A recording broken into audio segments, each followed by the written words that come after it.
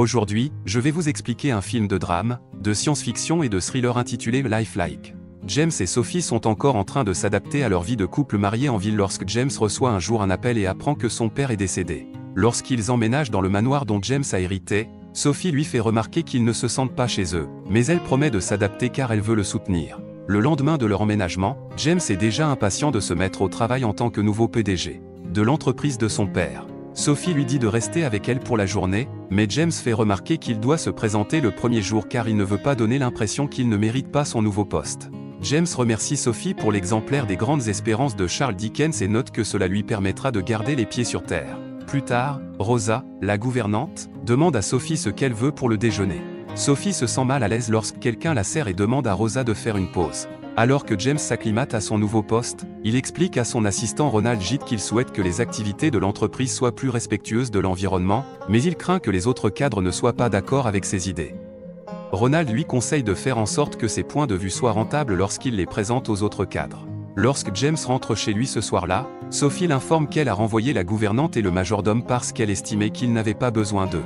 James lui fait remarquer que c'est leur seule source de revenus, alors Sophie lui explique qu'elle leur a donné 2 ans de salaire pour qu'ils puissent réaliser leurs rêves. Jack est consterné par ce que Sophie a fait, mais elle lui assure qu'ils finiront par se sentir mieux parce qu'ils ne deviendront pas des seigneurs à part entière servis par des serviteurs sous contrat. Le lendemain, Sophie appelle Jack pendant qu'il est en réunion parce qu'elle a du mal à tondre la pelouse. Jack tente de le faire le soir même, mais il n'arrive même pas à faire démarrer la tondeuse. Le lendemain, Sophie appelle à nouveau Jack au travail et lui rappelle qu'il était heureux dans leur appartement en ville, mais Jack affirme que leur vie antérieure n'était qu'un fantasme.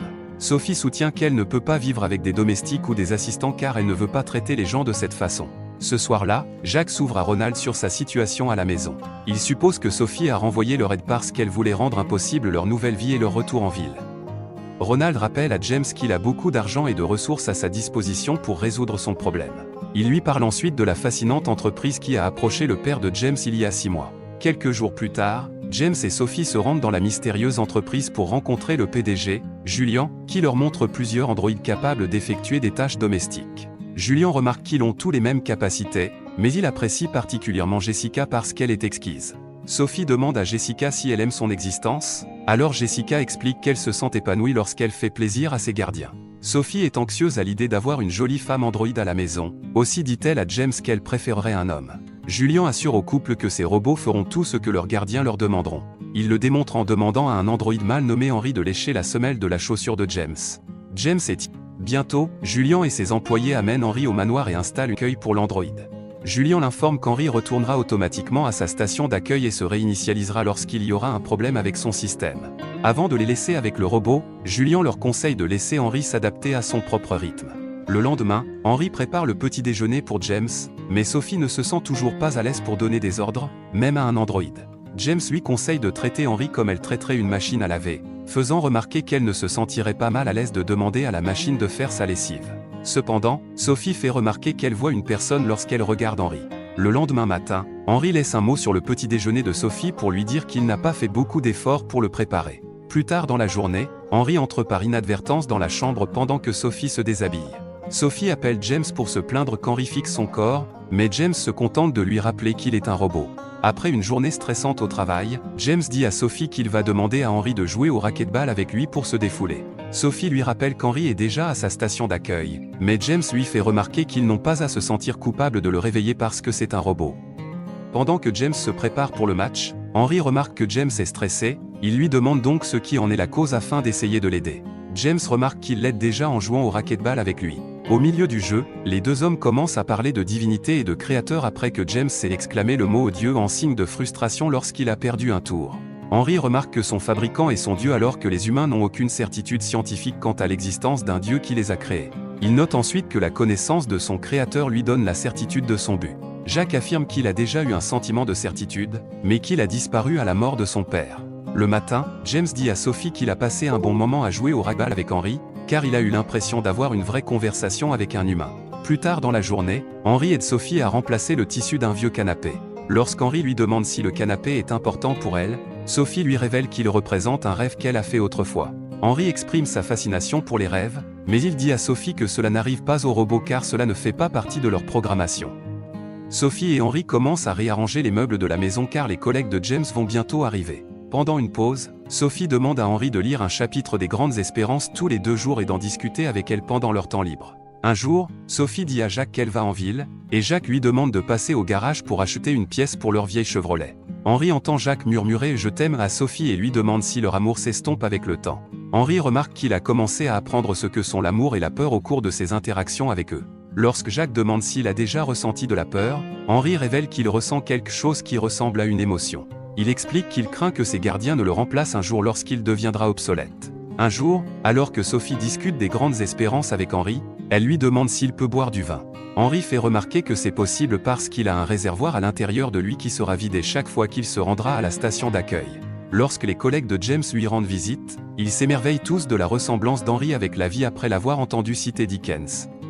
Sophie remarque qu'elle oublie parfois qu'Henry est un androïde, alors James lui dit qu'elle doit entraîner son esprit à voir la réalité plutôt que la perception.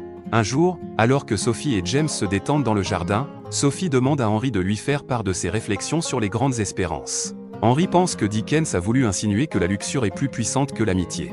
Sophie suggère que Dickens a peut-être voulu parler d'amour plutôt que de désir, mais Henry soutient que l'émotion ressentie par le personnage principal, Pip, n'est que du désir, car elle est conditionnelle.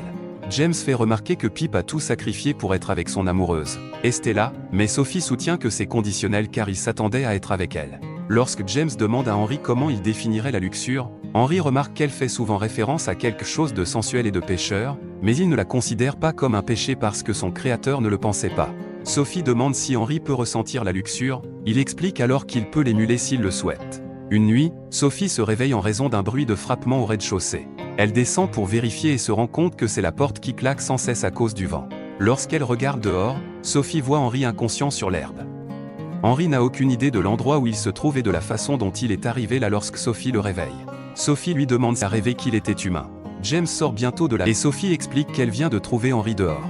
Le lendemain, il demande à Julian de jeter un coup d'œil à Henry pour savoir ce qui ne va pas. Sophie remarque que les yeux d'Henry ont tremblé la nuit précédente, comme s'il rêvait, mais Julian explique que les androïdes sont programmés pour plaire. Il affirme que le couple fait peut-être quelque chose pour encourager Henry, en lui faisant croire que rêver leur ferait plaisir. Il les met en garde contre le fait de permettre à Henry d'évoluer émotionnellement, car il commencera à se comporter comme un humain s'il continue à le traiter comme tel. Plus tard, James gronde Sophie. Une nuit, Henry entre dans la salle de bain alors que James sort de la douche. James se sent mal à l'aise avec lui, mais il finit par comprendre qu'il ne devrait pas se sentir mal à l'aise parce que c'est une machine. James demande à l'androïde de le raser et souligne qu'il n'est pas différent de son rasoir électrique. Puis, il dit à Henry qu'il est un appareil spécial polyvalent, mais qu'il n'est toujours pas humain. En discutant avec Sophie au coin du feu, Henry révèle qu'il a ressenti des émotions telles que l'amour, la douleur et le bonheur pendant qu'il rêvait. Il en déduit qu'il doit faire des rêves parce qu'il veut faire plaisir à Sophie. Un après-midi, alors qu'Henry fait un massage à Sophie, il se met soudain à lui embrasser le haut du dos, alors qu'elle est allongée à plat ventre sur la table de massage. Ensuite, Henry la retourne et l'embrasse sur les lèvres. Ils continuent à s'embrasser tandis qu'Henry se met sur elle, mais Sophie se réveille rapidement de son rêve et se retrouve allongée à côté de James. James se méfie rapidement d'Henry après l'avoir vu sourire en passant du temps avec Sophie à la piscine. Il dit à Julian qu'Henry semble tomber amoureux de Sophie, mais Julian lui assure qu'Henry est incapable d'aimer. Julian propose d'échanger Henry avec un autre androïde, mais James craint que Sophie ne le rende responsable de tout ce qui pourrait mal tourner. Julian remarque qu'Henry ne fait que refléter les désirs de ses gardiens et suggère que Sophie désire l'affection d'Henry. Il laisse entendre que James ne devrait pas être jaloux car cela ne serait pas différent que d'utiliser un jouet. Peu après, James confronte Henry et lui demande d'arrêter de flirter avec Sophie. Henry fait remarquer que son système se calibre sur les émotions qu'il détecte chez Jacques et Sophie. Il affirme qu'il sent que l'amour de James pour Sophie s'estompe. Henry affirme que c'est James qui devrait changer son comportement et non lui, car il a senti que Sophie attend davantage de son mari. En réponse, James envoie Henry à sa station d'accueil et lui demande d'arrêter de lire des romans avec Sophie. Lorsque Sophie apprend ce que James a dit à Henry, elle décide de retourner en ville pour s'éloigner un peu de James. Un soir, James joue au racquetball avec Henry et demande à l'androïde de le laisser gagner. Cependant, Henry ne tient pas compte de son ordre et gagne le match. Lorsque James gronde l'androïde, Henry affirme que James ne pense pas toujours ce qu'il dit et que son principal problème n'est pas de gagner ou de perdre. Plus tard, James essaie de se raser, mais il ne trouve pas son rasoir, alors il appelle Henry. Un instant plus tard, Henry entre nu dans la salle de bain et commence à citer des phrases du livre de Dickens pour laisser entendre qu'il n'est pas capable d'aimer parce qu'il n'a pas de cœur. Peu après, Henry aide James à se raser et l'embrasse sur les lèvres. James semble hésiter, mais il finit par lui rendre son baiser et permet à Henry de se coucher sur lui. Le lendemain matin, James se réveille seul dans son lit et se tâte le menton, se demandant si l'incident avec Henry a vraiment eu lieu. Lorsque James se rend au travail ce jour-là, il entend de bonnes nouvelles concernant les négociations avec leur partenaire. Il appelle Sophie plus tard pour lui dire qu'il veut prendre un congé et partir en voyage avec elle. Après avoir mis fin à l'appel, Sophie dit à Henry que l'invitation de James semble forcée parce qu'il fait trop d'efforts. En réponse, Henry dit à Sophie que James pourrait avoir peur que leur amour l'un pour l'autre s'estompe vraiment. Alors qu'Henry fait un massage à Sophie, il l'embrasse sur les lèvres et prononce les mots « Je t'aime ». Sophie est déconcertée par ce qu'il a fait, et elle demande à l'androïde de se rendre à sa station d'accueil. Lorsque James rentre chez lui plus tard dans la journée, Sophie lui raconte ce qu'Henry a fait. James n'est pas surpris et blâme Sophie car il pense qu'Henry n'agit qu'en fonction de ce que veulent ses gardiens. James se rend à la station d'accueil d'Henry et le gronde pour avoir embrassé sa femme. Il devient furieux et frappe Henry au visage lorsque l'androïde affirme que Sophie a agi comme si elle le voulait. Après qu'Henry soit retourné à sa station d'accueil, James déconnecte l'appareil sous le coup de la colère. Le lendemain, le couple contacte Julian pour lui demander de reprendre l'androïde. Sophie supplie James de rester avec elle jusqu'à ce que Julian arrive. Mais James insiste sur le fait qu'il doit aller travailler. Lorsque James part, Henry s'approche de Sophie et lui demande s'il le considère comme obsolète.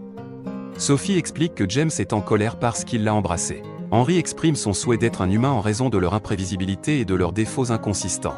Il affirme ensuite que James est un hypocrite s'il est contrarié par le baiser car James a cédé à son désir avec lui alors que Sophie y a résisté. Julian arrive alors que Sophie est sur le point de quitter la maison. Elle demande à Julian de débrancher Henry et lui demande de rester là jusqu'à son retour. Un peu plus tard, Sophie arrive dans le bureau de James pour le confronter à ce qui s'est passé avec Henry. De retour à la maison, Julian trouve Henry alors qu'il inspecte un bleu sur son visage. Julian lui dit d'aller à la station d'accueil, mais Henry résiste et l'accuse de mentir. James explique à Sophie qu'il envie Henry parce qu'elle semble excitée et heureuse chaque fois qu'elle le regarde. Sophie remarque qu'Henry est devenu un substitut pour elle parce qu'elle avait l'impression de perdre James au profit de son nouveau travail, mais elle réalise maintenant que ses sentiments pour Henry ne sont pas réels. James remarque qu'il ne sait pas ce qu'il ressentait pour Henry, mais il fait remarquer que l'androïde est comme une version parfaite d'eux. Il affirme qu'il essaie de rivaliser avec Henry, mais les humains ne peuvent pas être aussi altruistes que l'androïde. James et Sophie rentrent chez eux après avoir reçu un appel d'Henry, mais ils ne trouvent l'androïde nulle part dans la maison. Sophie voit le robot à l'extérieur de la maison, alors elle prend un couteau, pensant qu'il pourrait faire quelque chose de dangereux. Lorsque James et Sophie s'approchent de l'androïde, Henry exprime sa consternation qu'il ait décidé de se débarrasser de lui. Le couple admet qu'il le rende à Julian, mais il lui assure que Julian va tout arranger. James lui ordonne de retourner à sa station d'accueil, mais Henry leur demande de le laisser rester sur le terrain jusqu'à ce que son énergie soit épuisée. Sophie laisse tomber le couteau sur le sol lorsqu'elle perçoit qu'Henry ne représente aucune menace. Lorsque Sophie et James se rendent au bureau de Julian, l'endroit grouille d'agents du FBI. Une Jessica confuse explique qu'elle doit retourner auprès de son créateur, mais une assistante sociale l'informe que Julian est un imposteur et qu'elle est en fait humaine, pas un androïde. Sophie et James réalisent qu'Henry est également humain, et accompagnent le FBI jusqu'à leur maison pour retrouver Julian et Henry. Alors qu'ils cherchent Henry dans les bois, Julian surgit et tire sur les deux agents. Julian fustige Sophia et James pour avoir ruiné ce qu'il avait parce qu'ils pensent qu'Henry est parfait pour eux. Il révèle qu'il a sauvé Henry de la rue lorsqu'il était bébé et qu'il a essayé de l'élever sans aucune imperfection. Julian souligne qu'il aimait Henry et que l'androïde a transmis son amour au couple, mais ils ont fini par le rejeter comme sa mère l'a fait il y a longtemps. Julian tente de les abattre, mais Henry se jette sur lui et le bête à mort avec son fusil de chasse. Ensuite, Henry s'agenouille sur le terrain et se poignarde avec le couteau de Sophie. Il dit au couple qu'il a toujours su que ses émotions étaient réelles et s'excuse d'avoir gâché leur vie. Alors qu'Henry gît mourant sur le sol, Sophie et James lui disent qu'ils l'aiment tous les deux. Sophie donne bientôt naissance à un fils et il décide de lui donner le nom d'Henry. Lorsque le garçon atteint l'âge de 5 ans, il demande à ses parents comment il a obtenu son nom. Ils lui répondent qu'il a été nommé d'après quelqu'un de très spécial, mais il devra attendre avant qu'il lui raconte toute l'histoire.